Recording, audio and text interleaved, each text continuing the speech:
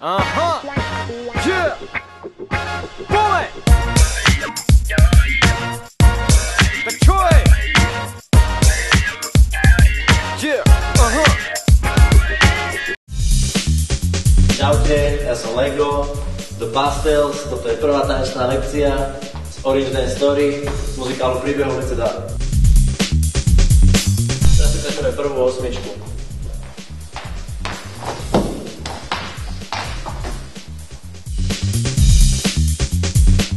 Raz, dva, tri, štyri. Teraz základ je, aby ste vedeli rovnú stojku s nohami prekríženými. Keď vám pôjde, tak budete skúšať na lakni. Hop. Takže, skončili sme na lakti a hlavu raz.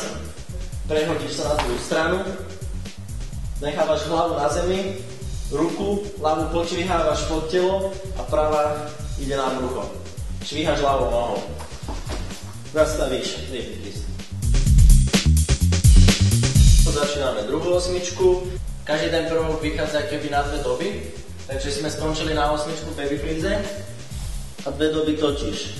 Raz, dva, tri, štyri, 5, 6, 7, 8. Skončili sme základnom freeze, ktorý sa volá baby freeze. Noha práva ide dozadu, prechádzaš na ľavú ruku a prevracaš celým telom dozadu.